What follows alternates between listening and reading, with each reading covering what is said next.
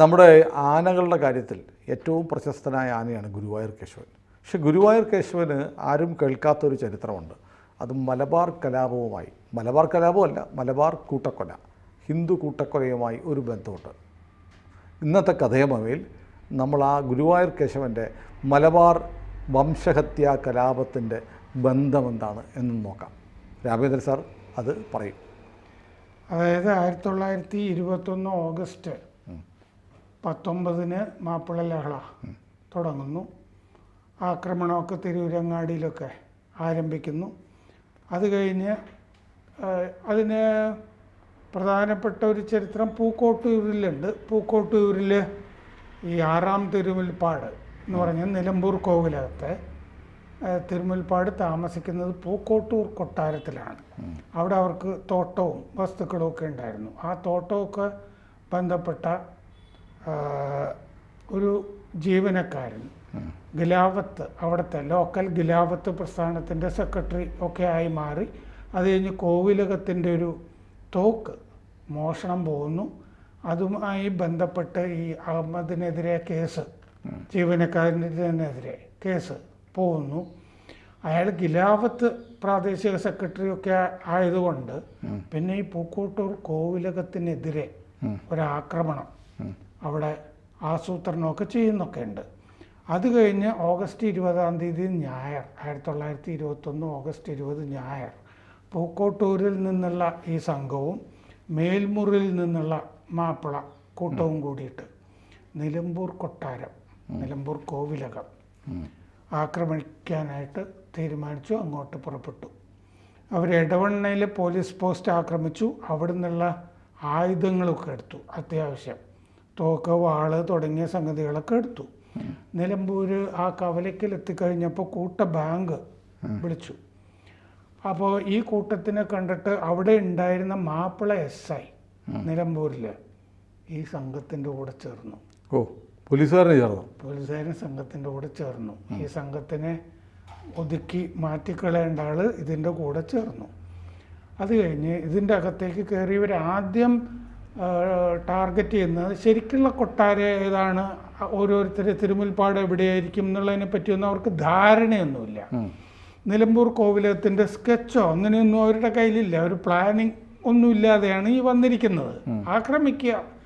ഈ ആ പൂക്കോട്ടൂർ കോവിലകത്തിൻ്റെ അവിടെ താമസിച്ചിരുന്ന 6-ാം തിരുമുൽപ്പാടിനെ, ഈ ജീവനക്കാരന് ശത്രുതയുള്ള ആളെ കൊല്ലണം. ഇതൊക്കെ ഉണ്ട്, അവർക്ക് ആഗ്രഹമുണ്ട്. പക്ഷെ ഇവർ ആദ്യം ചെല്ലുന്നത് ജീവനക്കാർ താമസിക്കുന്ന ക്വാർട്ടേഴ്സിൻ്റെ, അതാണ് ആദ്യം കാണുന്ന സ്ഥലങ്ങൾ. അവിടെ ആ കൂട്ടത്തിൽ ഒരാളാണ് കാവലുമൊക്കെ നിൽക്കുന്നത്. ആ ഭാഗത്തേക്കാണ് പോകുന്നത്. അപ്പോൾ ഈ സംഘത്തിനെ കണ്ടു കഴിഞ്ഞപ്പോൾ ആദ്യം ഈ വെളുത്തേടൻ നാരായണൻ എന്ന് പറയുന്ന ആൾ, അവിടെ വേട്ടയ്ക്കൊരു മകൻ ക്ഷേത്രമുണ്ട്. ആ വേട്ടയ്ക്കൊരു മകൻ ക്ഷേത്രത്തിൽ വെളിച്ചപ്പാടും കൂടിയാണ് അങ്ങേര്, കാവൽക്കാരൻ. അങ്ങേര് 2 മാപ്പിളമാരെ വാളും തോക്കും കൊണ്ട് കൊല്ലുന്നുണ്ട്. ഒരു മാപ്പിളയെ വാളുകൊണ്ട് വെട്ടിയും മറ്റൊരാളെ വെടിവെച്ചു കൊല്ലുന്നുണ്ട്. അത് ഈ കോവിലകത്തിന് ചേർന്ന് തന്നെയാണ് ക്ഷേത്രമൊക്കെ.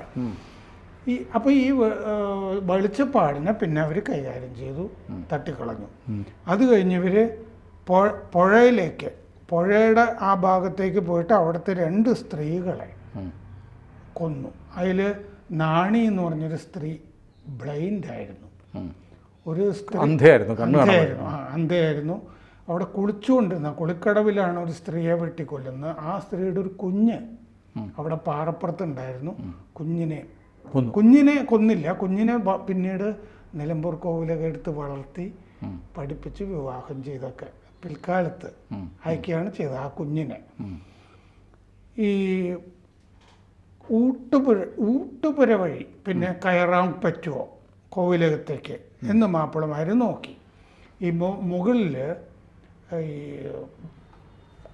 ഇതിൻ്റെ 1-ാം നിലയുണ്ടല്ലോ, താഴത്തെ നില കഴിഞ്ഞുള്ള നിലയിൽ അങ്ങോട്ട് മാറിയിട്ട് സ്ത്രീകൾ ഈ എണ്ണ ചൂടാക്കിയിട്ട്, മാപ്പിളമാർ വന്നാൽ അവരുടെ മേലൊഴിക്കാമെന്ന് വിചാരിച്ചിട്ട് കുറേ എണ്ണ ചൂടാക്കി കരുതിയിരുന്നു. എണ്ണ തിളപ്പിച്ചത്, ചൂടാക്കല്ല തിളപ്പിച്ചത്. പക്ഷേ ഇവർ ഈ 6 വാതിലുകൾ തകർത്തിട്ട് ഈ അന്തഃപുരത്തിലേക്ക്, സ്ത്രീകളുള്ള അന്തഃപുരത്തിലേക്ക് കടക്കാനായിട്ട് നോക്കുമ്പോഴേക്കും ഒരു മെസ്സഞ്ചർ വന്നു, ഒരു ദൂതൻ വന്നിട്ട് വേറൊരു സ്ഥലത്ത് നമുക്ക് ആക്രമിക്കണം എന്ന് പറഞ്ഞിട്ട് അവിടെ ആക്രമിക്കാതെ അവിടെ നിന്ന് ഇറങ്ങി ആ ഭാഗത്തേക്ക്, അതായത് കൊട്ടാരം ആദ്യം കണ്ട ഭാഗം തകർക്കാൻ നോക്കിയ ഭാഗത്ത് ആ തകർക്കുന്ന പരിപാടി പൂർത്തിയാക്കാൻ വേണ്ടിയിട്ടാണ് ഈ മെസ്സഞ്ചർ വന്ന് വിളിച്ചത്. അങ്ങോട്ട് മടങ്ങിപ്പോയി. അപ്പോൾ തൽക്കാലത്തേക്ക് അകത്ത് കയറിയിരുന്ന 150 പേര്, അന്തഃപുരത്തിലുണ്ടായിരുന്ന സ്ത്രീകളും കുട്ടികളും ഒക്കെ ഉൾപ്പെടെയുള്ളവർ തൽക്കാലം രക്ഷപ്പെട്ടു. ഇത് കഴിഞ്ഞിട്ട് അവർ വനത്തിലേക്ക് രക്ഷപ്പെടുന്നൊക്കെ ഉണ്ട്. വനത്തിൽ വെച്ചിട്ട് ഒരു പ്രസവവും നടക്കുന്നുണ്ട് ആ കുടുംബത്തിൽ. ഇതിൽ ഈ ഇളയ തിരുമുൽപ്പാട് ആ സമയത്ത് അങ്ങേരുടെ വേറെ കൊട്ടാരത്തിലായിരുന്നു, ഇവിടെ ഉണ്ടായിരുന്നില്ല. ഈ വലിയ തമ്പുരാട്ടി വേട്ടയ്ക്കൊരു മകൻ ക്ഷേത്രത്തിൻ്റെ അകത്തായിരുന്നു. അപ്പോൾ അവിടുത്തെ മേൽശാന്തി ഇവരെ ഊട്ടുപുരയിലൊരു ചെമ്പിൽ, വലിയ ചെമ്പ് അതിലൊളിപ്പിച്ചു വലിയ തമ്പുരാട്ടിയെ. അപ്പോൾ ആകെ ഇതിന് അന്നത്തെ കണക്കിൽ 30,000 രൂപയുടെ നഷ്ടം ഈ കൊട്ടാരത്തിന് ഉണ്ടായിട്ടുണ്ട്. 100-103 വർഷത്തെ മുമ്പത്തെ കണക്കാണ്. അതാണ് 30,000 രൂപ അന്നത്തെ കണക്കിൽ നഷ്ടം വന്നു എന്ന് കണക്കാക്കിയിരുന്നു. 8 കൊല്ലത്തെ രേഖകളും കത്തിച്ചു എന്ന് പറഞ്ഞാൽ ഈ കുടികിടപ്പ് രേഖകളൊക്കെ ഉണ്ടാവുമല്ലോ, അതൊക്കെ കത്തിക്കുകയും ചെയ്തു. 1/2 ഡസൻ വാതിലുകൾ തകർത്തു. ഇവർ അത് കഴിഞ്ഞ് ഈ അകത്തേക്ക് ആക്രമിക്കാൻ നിൽക്കാതെ തിരിച്ചു പോകുന്നത് മഞ്ചേരി ട്രഷറി ഉടനെ ആക്രമിച്ചിട്ട് പണം എടുക്കണം. അതുകൊണ്ട് മഞ്ചേരി, അന്നൊക്കെ ട്രഷറിയിൽ പണമുണ്ട്, ഇപ്പോഴത്തെ പോലെയല്ലോ. മഞ്ചേരി ട്രഷറി മറ്റേ ബ്രിട്ടീഷ് ഭരണകാലമാണല്ലോ. ഇവർ മഞ്ചേരി ട്രഷറി മാത്രമല്ല, പിന്നീട് 26-ാം തീയതി വാര്യൻകുന്നം വന്നിട്ട് നമ്പൂതിരി ബാങ്ക് കൊള്ളയടിക്കുന്നുണ്ട് അവിടെ. ഇതിൽ ഈ കേസിൽ പന്നിപ്പാറ ഉണ്ണി മുഹമ്മദ് എന്ന് പറഞ്ഞ ആൾക്ക് വധശിക്ഷ വിധിച്ചു. GHP ജാക്സൺ എന്ന് പറഞ്ഞ പ്രത്യേക ജഡ്ജി, പല പ്രത്യേക ജഡ്ജിമാരുണ്ടായിരുന്നു. അതിൽ GHP ജാക്സൺ എന്ന് പറഞ്ഞ മാപ്പിള ലഹള കേസുകൾ മറ്റേ വിചാരണ ചെയ്യാനുള്ള പ്രത്യേക ജഡ്ജി ഒരാളെ ആ അന്തേ കൊന്നില്ലേ, ആ അന്തേ കൊന്ന കേസിൽ, പല കേസുകൾ സെപ്പറേറ്റ് ആയിട്ട്, അന്തേ കൊന്ന കേസിൽ ഉണ്ണി മുഹമ്മദ് എന്ന് പറഞ്ഞ ഒരാൾക്ക് വധശിക്ഷ വിധിച്ചു.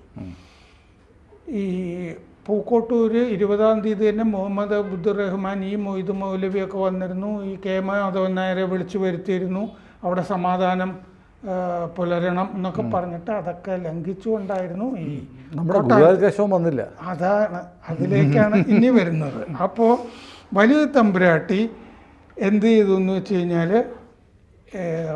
ഒരു നേർച്ച നേർന്നിരുന്നു. ഇത് ശാന്തമായി കഴിയുമ്പോൾ ധാരാളം ആനകളുണ്ടല്ലോ, അതിൽ നിന്നൊരു ആനയെ ഗുരുവായൂരിൽ നടക്കിരുത്താം എന്ന് നേർന്നിരുന്നു. അപ്പോൾ ഇവർ 2 സ്ഥലത്തേക്കാണ് വള്ളത്തിൽ രക്ഷപ്പെടുന്നത്. നിലമ്പൂർ കോവിലകത്തുള്ളവർ കോഴിക്കോട്ടെ പന്നിയങ്കര കൊട്ടാരത്തിലേക്ക്, ഇവരുടെ സാമൂതിരിയുടെ 2 തൃശ്ശൂരിലെ ശക്തൻ തമ്പുരാൻ, അന്ന് കൊച്ചി രാജാവ് ശക്തൻ തമ്പുരാൻ കോവിലം ഇപ്പോഴും ഉണ്ടല്ലോ അവിടെ, ശക്തൻ തമ്പുരാൻ കോവിലത്തേക്ക്. അവിടെ മാനവിക്രമൻ തിരുമുൽപ്പാട് എന്നാണ് രാജാവിൻ്റെ പേര്. അദ്ദേഹം അവിടെ താമസിക്കുന്നു. അദ്ദേഹം പക്ഷെ തൃശ്ശൂരിൽ വെച്ച് തന്നെ മരിച്ചു. പലായനം ചെയ്ത് അഭയാർത്ഥിയായിട്ട് അവിടെ താമസിക്കുമ്പോൾ മരിച്ചു. മരിച്ചു കഴിയുമ്പോൾ അവിടെ ഞങ്ങൾ അടക്കിക്കോളാം എന്ന് ശക്തൻ തമ്പുരാൻ പറഞ്ഞു. പക്ഷെ അങ്ങനെയല്ല, ഞങ്ങളുടെ രീതി അങ്ങനെയല്ല എന്ന് പറഞ്ഞിട്ട് അടക്കാനുള്ള ഈ 6 അടി ആളെ കിടത്തി അടക്കാനുള്ള അത്രയും സ്ഥലം മാത്രം അവർ വാങ്ങിക്കുക ചെയ്താൽ, ഞങ്ങളുടെ രീതി എങ്ങനെയാണ് എന്ന് പറഞ്ഞ് ഈ താമസിക്കുന്ന സ്ഥലത്ത്. കാരണം അത് സൗജന്യമായിട്ട് ഞങ്ങൾക്ക് വേണ്ട, ഞങ്ങൾ അങ്ങനെ ചെയ്യില്ല, ഞങ്ങളുടെ രീതി അങ്ങനെയല്ല എന്ന് പറഞ്ഞിട്ട് ചെയ്യും. അത് കഴിഞ്ഞ് അവിടുത്തെ താമസത്തിനൊക്കെ 1,00,000 രൂപ യോളം ചെലവ് വന്നു. ഇത്രയും പേര് പോയി ശക്തൻ തമ്പുരാൻ കോവിലത്ത് താമസിക്കുകയാണ്. പൈസ വേണ്ട എന്ന് പറഞ്ഞു. ഇല്ല, അത് ഞങ്ങളുടെ രീതിയല്ല എന്ന് പറഞ്ഞിട്ട് ആ 1,00,000 രൂപ കൊടുക്കാൻ വേണ്ടിയിട്ട് കുറേ ആനകളെ വിൽക്കാം എന്ന് തീരുമാനിച്ചു. 75ഓളം ആനകൾ ഓ നിലമ്പൂർ കോവിലത്തിൽ 25 ആനകളോ? അതെ. അപ്പോൾ അത്രയും ആനകളെ തേക്കിൻകാട് മൈതാനത്ത് കൊണ്ടുവന്നിട്ട് ലേലം ചെയ്തു. ലേലം ചെയ്തിട്ടാണ് ഈ കൊടുക്കാനുള്ള 1 ലക്ഷം രൂപ കൊടുത്തിട്ട് തിരിച്ചു പോകുന്നത്. നിലമ്പൂർക്ക് അവർ തിരിച്ചു പോകുന്നത്. ആ സമയത്ത് ഈ തിരുമുൽപ്പാടിനെ നിലമ്പൂർ രാജാവിനെ മദ്രാസിൽ തീപ്പെട്ട തമ്പുരാൻ എന്ന് പറയുന്ന കൊച്ചി തമ്പുരാൻ വിഷവൈദ്യനായിരുന്നു. അദ്ദേഹം വിഷവൈദ്യം പഠിപ്പിക്കുന്നുമുണ്ട്. പക്ഷെ ഗുണമില്ല, അദ്ദേഹം മറ്റേയാൾ മരിച്ചു പോയല്ലോ. അപ്പോൾ ഈ മാനവേദൻ രാജാവിൻ്റെ സഹോദരി തിരിച്ചു പോയ ശേഷം പുതുതായിട്ട് അധികാരമേറ്റ രാജാവിനോട് പറഞ്ഞു, ഞാനിങ്ങനെ ഒരു നേർച്ച നേർന്നിരുന്നു, ഇവിടെ നിന്നൊരു ആനയെ, ഏതെങ്കിലും ഒരു ആനയെ നടക്കിരുത്തിയാൽ മതി. അപ്പോൾ രാജാവ് പറഞ്ഞു അങ്ങനെ പോരാ. അദ്ദേഹത്തിന് മാതംഗലീല അറിയാമായിരുന്നു, ആനയുടെ ലക്ഷണങ്ങളൊക്കെ. അപ്പോൾ ശരിക്കും ലക്ഷണമൊത്തൊരു ആനയെ വേണം. നമ്മൾ അമ്പലത്തിൽ, ഏതമ്പലത്തിൽ നടക്കിരുത്തുമ്പോഴും ഒരു ലക്ഷണമൊത്ത ആനയെ, വെറുതെ ഒരു വേസ്റ്റ് ആയതുകൊണ്ട് നമ്മൾ നടതള്ളി എന്നുള്ള തോന്നലുണ്ടാകരുത് എന്ന് പറഞ്ഞിട്ട് അവർ നോക്കിക്കഴിഞ്ഞപ്പോൾ ലക്ഷണം തികഞ്ഞൊരു ആന, 17 വയസ്സ്, എവറസ്റ്റ് എന്നാണ് ആനയുടെ പേര്. എവറസ്റ്റ്. ഓ, അന്ന് കോവിലകംകാർ എവറസ്റ്റ് എന്നൊക്കെ പേരിട്ടിരുന്നല്ലേ? എവറസ്റ്റ് എന്ന് മാത്രമല്ല, ഈ സവാരിക്ക് വേണ്ടി യൂറോപ്യൻസ് വരുന്നുണ്ടായിരുന്നു. ഡേവിഡ് എന്നുള്ള പേരുള്ള ആന ഉണ്ടായിരുന്നു, ജോർജ് എന്നുള്ള പേരുള്ള ആന ഉണ്ടായിരുന്നു നിലമ്പൂർ കോവിലകത്ത്. അപ്പോൾ ഈ എവറസ്റ്റ് എന്ന് പറഞ്ഞ ആനയെ നടക്കിരുത്താൻ തീരുമാനിച്ചു. 1922 ജനുവരി 4-ാം തീയതി, 1922 ജനുവരി 4, ഒരു കൊല്ലം കഴിഞ്ഞ് ഈ ആനയെ നിലമ്പൂരിൽ നിന്ന് കൊണ്ടുപോയിട്ട് നടക്കിരുത്തി.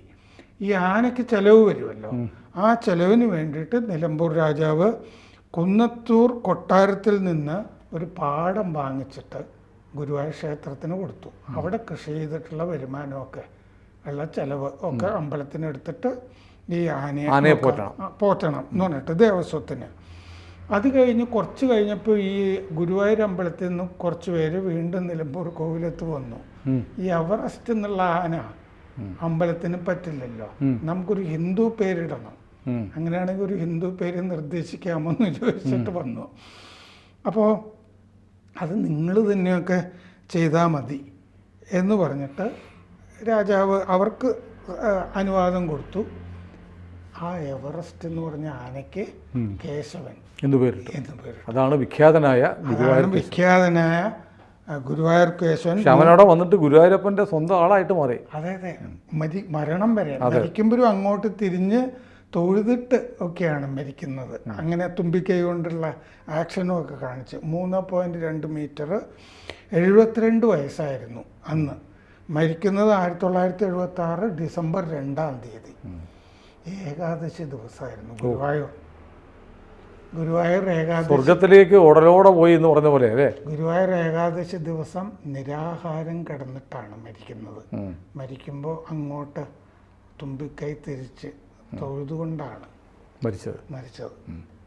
ഗുരുവായൂർ കേശവനെ പോലൊരു ആനയെക്കുറിച്ച് നമ്മൾ കേട്ടിട്ടില്ല അല്ലേ?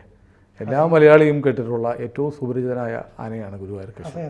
പക്ഷേ ഗുരുവായൂർ കേശവൻ നിലമ്പൂരിൽ നിന്ന് ഗുരുവായൂരെത്താനുള്ളൊരു നിമിത്തമായത് കേരളത്തിലെ ഏറ്റവും രക്തരൂഷിതമായ ഒരു വംശഹത്യയുടെ ഫലമായിട്ടാണ് എന്ന് ആർക്കും അറിയില്ല. അതൊരു നിയോഗമായിരിക്കാം കേശവൻ്റെ ജീവിതയാത്രയിലെ ഇനിയുള്ള വർഷങ്ങൾ മുഴുവൻ ഗുരുവായൂരപ്പൻ്റെ പാദപൂജ ചെയ്യുക എന്നുള്ള പവിത്രമായ കർമ്മം നിർവഹിച്ചു. മലയാളിയുടെ ഒരു ചരിത്രം ഇംഗ്ലീഷിൽ എഴുതിയിട്ടുണ്ട്, പ്രസിദ്ധീകരിച്ചില്ല.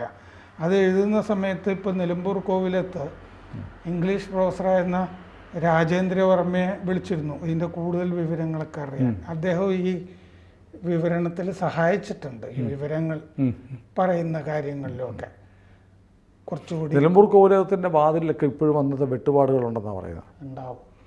ഞാനൊരിക്കൽ അവിടെ പോയിരുന്നു, അതിൻ്റെ തൊട്ട് മുറ്റത്ത് വരെ ചെന്നു. ഒരു യാത്രക്കിടയിൽ അങ്ങോട്ട് കയറാനൊന്നും പറ്റിയില്ല. ഇനി ഒരിക്കലൊന്ന് പോയി കാണണം. ഈ പൂക്കോട്ടൂർ കോവിലത്തിന് എന്ത് പറ്റിയെന്ന് ഞാൻ വർമ്മയോട് ചോദിച്ചു. ഒരു കൗതുകമുള്ളതുകൊണ്ട് അതൊരു മാപ്പിള വാങ്ങിച്ചു പിൽക്കാലത്ത് എന്ന് പറഞ്ഞു. ഈ കുഴപ്പത്തിന് ആധാരമായ വടക്ക് വീട്ടിൽ മമ്മദ് എന്ന് പറഞ്ഞ ആളാണ് ഈ ശത്രുത ഉണ്ടായത്. വടക്ക് വീട്ടിൽ മമ്മദ് അദ്ദേഹമായിരുന്നു ഇപ്പോൾ കോട്ടൂർ സംഘത്തിൻ്റെ നേതാവ്. അങ്ങനെ തന്നെയാണോ വാങ്ങിച്ചത്?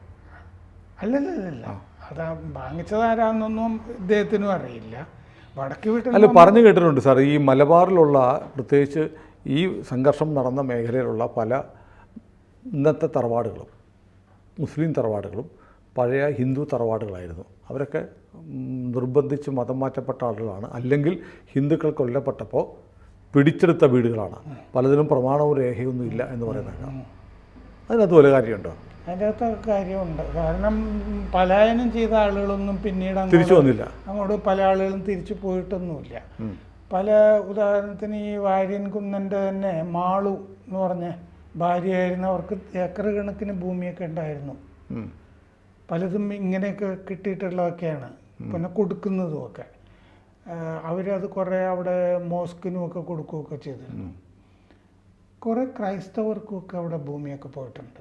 ഈ കൂട്ടത്തിലൊരു ക്രൈസ്തവർ കൊല്ലപ്പെട്ടിട്ടുണ്ട്, കൊല്ലപ്പെട്ടിട്ടുണ്ട് അവിടെ. അറിയാം, ഞാൻ വായിച്ചിട്ടുണ്ട്. അതെ, ഈ കൂട്ടത്തിൽ തന്നെ ഒരു DFO ആയിരുന്നൊരു ചാണ്ടിയെ ഇവർ ഭീഷണിപ്പെടുത്തി ഭക്ഷണമൊക്കെ വാങ്ങുന്നുണ്ട് ഈ പൂക്കോട്ടൂർ.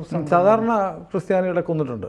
ഉണ്ട്, എല്ലാത്തരം. അപ്പോൾ അവിടുത്തെ പല മാത്രമല്ല, ഈ സേനയിൽ നിന്നുള്ള അംഗങ്ങൾ മുഴുവൻ ക്രിസ്ത്യാനികളാണല്ലോ. ബാംഗ്ലൂരിൽ അവരുടെ പള്ളിയുടെ അകത്ത് അടക്കിയിട്ട് അവരുടെ പട്ടിക എഴുതി വെച്ചിട്ടുണ്ട് അവിടെ. ഏതായാലും ഗുരുവായൂർ കേശവനെ ഓർക്കാൻ കഴിഞ്ഞു. അപ്പം പറയുമ്പോൾ സ്വാഭാവികമായും മലബാർ കൂട്ടക്കൊലയും മലബാർ കലാപം, ഹിന്ദു കലാപം, കൂട്ടക്കൊലയും ഓർമ്മയിൽ വന്നുപോയി. അതെ, ആ മാപ്പിള ലഹളയായിട്ട് ഗുരുവായൂർ കേശവനൊരു അഭേദ്യ ബന്ധമുണ്ട്. അതാണ് നമ്മൾ ഓർത്തത്. കൂടുതൽ വാർത്തകളും വിശേഷങ്ങളും നിങ്ങളിലേക്ക് എത്താൻ ABC മലയാളം സബ്സ്ക്രൈബ് ചെയ്യുക, ബെൽ ബട്ടണും അമർത്തുക.